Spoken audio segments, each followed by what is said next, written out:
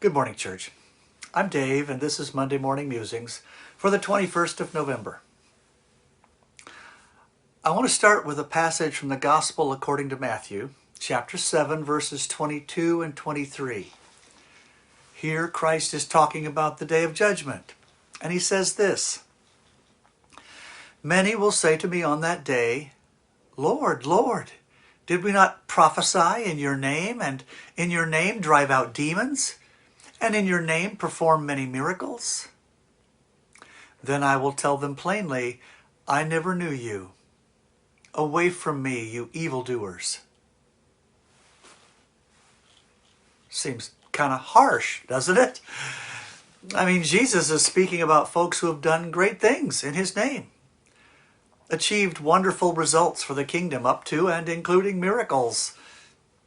And here Jesus is tossing them out, lumping them in with his enemies.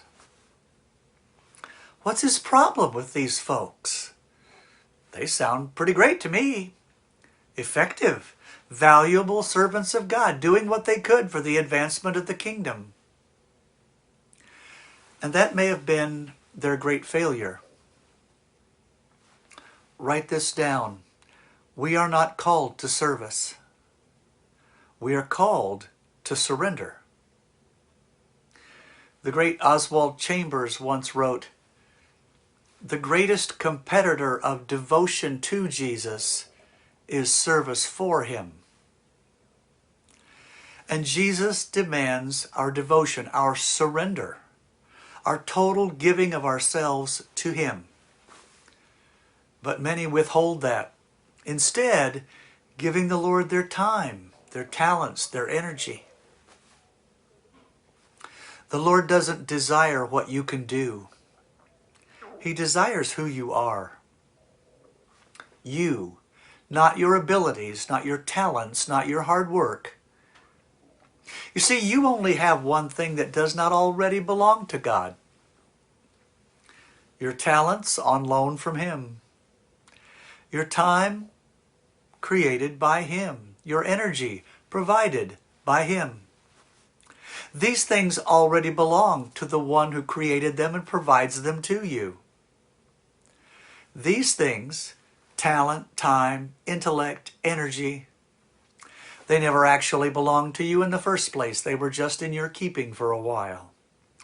The one thing that you possess that is yours is your autonomy, your independence, your claim on yourself, your freedom to choose.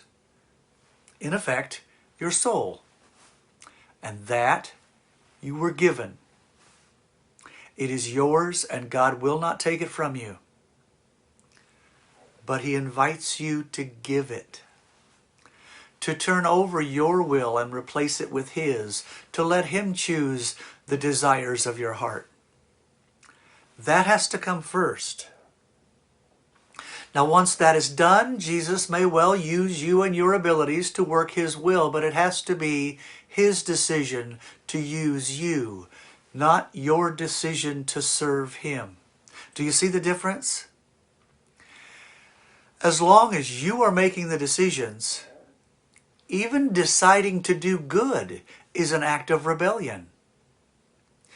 It is like saying to God, "I'm in charge of my life. I'm making my own choices. But don't worry, God, I'm going to do a whole bunch of good stuff." That's not what Christ calls us to. Jesus doesn't say, "Be good, do good, make good decisions, work your way to heaven." He simply says, "Follow me. Follow me. Put yourself in my hands. Turn yourself, all of yourself, over to me." That's what it means to die to self and to be born again in Christ. Friends, don't strive to be a member of Christ's team. Rejoice just to be a tool in his hand. God bless you all.